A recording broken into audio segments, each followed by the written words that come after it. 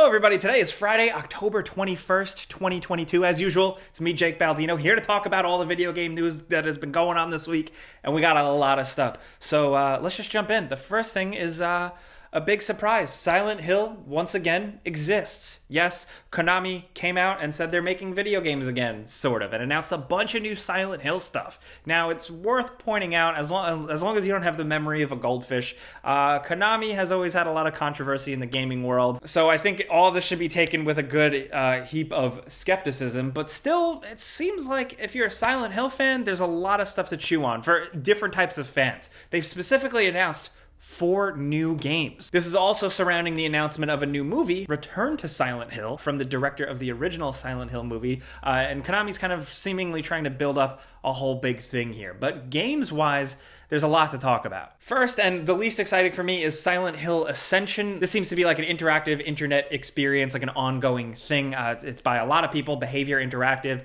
Bad Robot Games. Didn't really see much from it. A lot of it just sounded like marketing speak, so we're just gonna have to wait and see on that one. But we also got a small tease reveal of Silent Hill Townfall. This is by Annapurna and No Code. This is an indie developer that made a game called Observation that a lot of people like. So expect this to be more of an experiential story-focused thing. I just really like the vibe and the visual motif they had going on with this, but I think that has the potential. A lot of people who have experience with their previous games are pretty interested in this one. And it just goes to show that what Konami is doing now is that they have people and creative people and intellectual property people managing the brand, but they're farming out a lot of projects to different studios. It doesn't seem like the entire games are being developed internally. And specifically also with the announcement that the rumors were true, they are working closely with Bloober, the people behind The Medium, Layers of Fear, Blair Witch, stuff like that, to make a full-fledged Silent Hill 2 remake. And we got to see a bunch of it. Here it is in all of its glory. Didn't get to see gameplay, but they did say that it's going to be a little bit of a modernization in some aspects. But Masahiro Ito is still involved with the art side, and Yamaoka is still involved with music, and he's apparently making some new music for this, so that could be pretty cool. Some people really don't like Bloober and the games that they've developed, and I think skepticism is totally fine. I think really it's going to be hard for a Polish studio to replicate like that weird something that's hard to explain that like Japanese studios can really do with these games. But graphically, I think it looks pretty good. The style, it's hard to tell so far. James looks a little weird, but I don't know. I'm willing to see what they do with this one, especially because it sounds like they're on a pretty short leash with Japan, where Japan is really keeping this pretty strict and like a real by-the-book remake. Now, if you are somebody who says, what's with these cash grabs? Why do they keep remaking games? They also announced a brand new game, and this one I'm actually really excited about. It's called Silent Hill F, or Silent Hill Forte, and this seemingly is a totally new thing. You can tell here, it seems like it's like 1950s, 1960s Japan. There's a whole different level of gore and horror. It's more like plant-based, if you will, and just some really unnerving stuff. Just a cinematic trailer, nothing to go on. Probably way early in the works, but it's got a famous Japanese writer behind it that a lot of people are fans of, and a producer formerly of Nintendo who had produced Luigi's Mansion and stuff on GameCube, so he knows horror. There you have it, a lot of stuff, and for me, I just see this as like, if they have a team managing the intellectual property, the brand that is Silent Hill, and they're getting it out there and they're farming out projects, are they also doing that with stuff like Metal Gear Solid or Castlevania? And are they going to screw it up? We don't know. We're just going to have to wait and see, but I definitely want to know from you guys in the comments, like, which of these announced projects caught your eye the most? Are you a Silent Hill person or no? Let's talk. And all of it, of course, is linked in the description down below. Everything we talk about, including Resident Evil. We got a Resident Evil showcase highlighting a bunch of stuff. Reverse still exists, and that's coming out soon if you want to, get some Resident Evil multiplayer in you. Also, the updated DLC thing is dropping soon. We got a new trailer for the Rose story content and the updated Mercenaries mode, but yeah, blah, blah, blah, whatever. We got like a real straight up look at the Resident Evil 4 remake, and as someone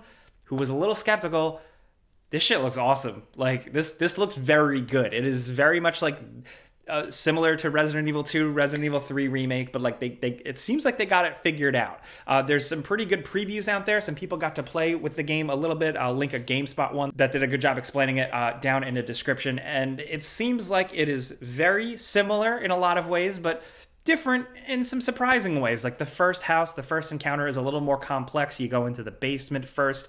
We got to see a lot of cool stuff, like a parry with a chainsaw guy. The fact that you'll be able to use your knife to escape encounters. The enemies look absolutely creepy and gross and detailed. The color palette shifts. There's more times where it's dark. They're definitely going more on the horror aspect on this, but we also got not only just the gameplay trailer, but a story trailer showing like Sadler, El Gigante, the lake monster, a lot of stuff, and it seems promising. Also, they covered Ashley's ears. She no longer has ears. It's Eargate. Hashtag Eargate. Where are her ears? So it partially answers my question where they're going full in on some of the crazier stuff. Some stuff I actually thought that they would cut from the remake. Hopefully it seems like they're not. I'm really curious to see how this goes down. Is there still going to be a cool-ass Krauser knife fight? There's a lot of questions, but from what we've seen now, seems promising. How cool is Krauser? Like, it's kind of like, what if Wesker was also Big Boss at the same time? Yeah. So there you have it, really. Especially with me, I like some remakes, but there's others where I don't think they need them. I didn't think they needed to remake Resident Evil 4, or I didn't think they could pull it off. But the fact that they're doing it a little different here and leaning more into the horror seems cool, but that's just me. I'm very picky and weird. You probably are too, so let me know in the comments what you think. Hey, now next up, before we continue, this episode is sponsored by Vessi. Now, if you're new around here, these are the go-to dependable shoes that we've been wearing for a long time. I got some on my feet right... Whoa, almost fell. I'm good. Let's try that again. I wear them. Here they are. They're comfy and stretchy, and they're my go-to shoes by the door because you never know what the weather's going to be like. It's fall now, it's getting super rainy, and winter's right around the corner, but Vessi has you covered because all of them are sustainably made, vegan, and waterproof. We've talked about this a lot. They keep your feet dry, and the coolest thing is that they keep them cool in the summer and warm in the winter. They've got a bunch of different styles now, so every type of person and every type of need is covered. And speaking of the winter, Vessi is now offering waterproof gloves. And the coolest part is that they're using the same Dymatex dual knit climate material, so they're waterproof. They keep your hands dry, so if you're like me and you like to throw snowballs, most gloves just get soggy and wet, but these have you covered. They're grippy, they got the texting thumb tips that you need. So yeah, with Vessi, if you can't tell, you're basically covered with every type of weather. If you want to check out the new gloves or any of their shoe styles, all you gotta do is click the link in the description down below or head to vessi.com/gameranx and use code gameranx15 for 15% off your next order. Go check them out, stay dry, and thanks again to Vessi for sponsoring our videos. Also, in case you missed it, this may not be a big deal yet, but eventually they kind of announced the next Sims game. Now they haven't they explicitly called it The Sims 5 or like a sequel or anything, but they have teased some details at a Sims community event thing. It's called Project Reen, and it's kind of like, it means like renewal, renaissance, stuff like that. And it seems to be more of like an interconnected online, ongoing cross-play experience. It seems really customizable, but there's not too much to go on, and it seems like it might be a ways off. And like they've done this before in the past where for the community they reveal early versions of Sims, and then it changes due to feedback and internal stuff. So we're just gonna have to wait and see where this goes. But I was gonna say bring back SimCity, but maybe we shouldn't. The last one, not so great, and now we have City Skylines. But anyway, where was I going with that? Damn, SimCity was good. And in other news, Gotham Knights is now out by the time you're watching this video, and I put out a before you buy video on it and a video on my own channel. Yeah, I'm like I would say I'm pretty much a diehard Batman fan, and I don't know. This one didn't really click with me. There's some redeeming elements for some fans. I think it's definitely still going to find its audience, but for me, didn't quite hit the nail on the head. But I'll link the before you buy in the description down below. If you're playing it this weekend, I hope you have fun, and let me know what you think. I'm having fun. Good for you, man. Who are you playing as? Shadow the Hedgehog? I mean, Red Hood? Also, this one snuck right up on me. I'll link this trailer in the description down below. Mario Rabbids Sparks of Hope is dropping. Sounds like it's pretty awesome. I definitely want to try and find time to jump into that, but working on a bunch of other games at this point. But those games are surprisingly awesome. So yeah, don't sleep on them. The Rabbids are like dumb minions. I don't know like what their problem is. They don't pay taxes. What's their deal? Also, speaking of Nintendo stuff, there have been some issues online with Bayonetta 3 and the voice actress changing from Helena Taylor to Jennifer Hale. Different accounts from different people. Platinum Games just made a statement. It seems like voice actors should just get paid more in general in some instances, but there's a lot going on with this, so I'm just going to link the story for you in the description down below, at least as it stands right now. Also, in the flurry of news this week, we also got a new trailer for Final Fantasy 16. And this one is like, the hype in me is kind of like a low roar, but like I know when this drops, I'm going to be in that shit day one. I hope it's good. This trailer is pretty cool. Very different for at least a modern, at least of like some of the more 3D Final Fantasy games, but I don't know. I got a good feeling. Also, it's worth pointing out, reviewers are starting to get their hands on God of War Ragnarok, and they have shared their first impressions of like the first 5 hours of the game or so. That's like a thing that is going on. So there are some early impressions out there of God of War Ragnarok. They seem positive, but you know, it's the beginning of the game. I will link some of them in the description down below if you want to check those out. We're also getting a good picture of like the graphics modes options, and apparently performance on the PS3 version might be all right, which is the PS3 version.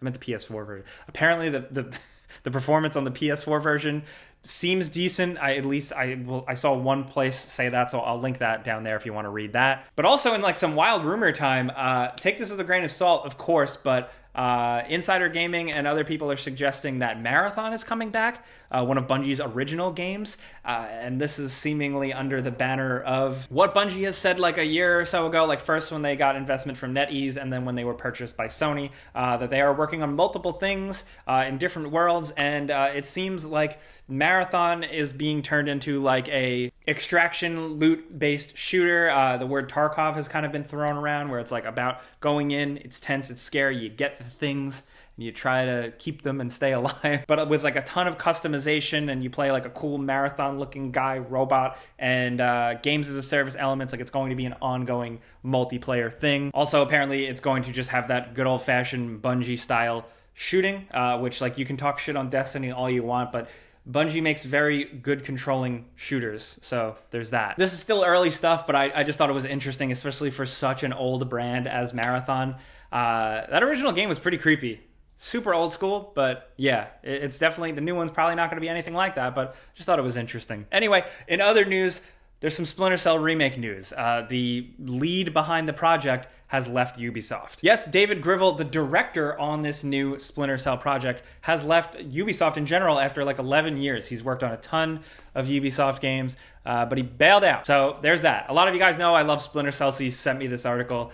I don't know if it's doom or gloom yet, just specifically because this project seems like it's so early in the works. We've talked about it before. Like they literally just still started like the hiring process for main people working on the game. So I don't think it's a mass, like this happens a lot with people changing and stuff. So it could either just be nothing, people just change jobs, is what it is, or the game is bad.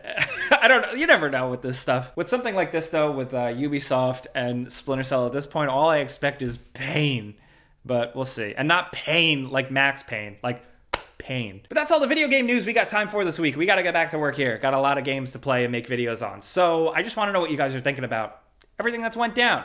From Bayonetta stuff to what you're playing. Are you jumping into Mario Rabbids? Are you jumping into Gotham Knights? Do you think I was too hard on Gotham Knights? Let's talk about any of the stuff down in the comments, especially with the Silent Hill stuff. With 4 announced new games, which one is the most interesting to you? And are you hot or cold on the Resident Evil 4 remake? There's a lot of shit to chat about, so definitely hit me up down there if you want. We're down there as much as possible. Things get a little crazy though, so of course, if you want to yell at me directly, come shout at me on Twitter and Instagram at Jake Baldino, or my other YouTube channel, just my name, Jake Baldino. But thank you guys for being here. We will be here for you every Friday. Just click the like button. It helps us out. Thank you. Hope you like getting caught up on a weekly basis with us, but have a good weekend. Be safe. Play some games. I'm Jake Baldino.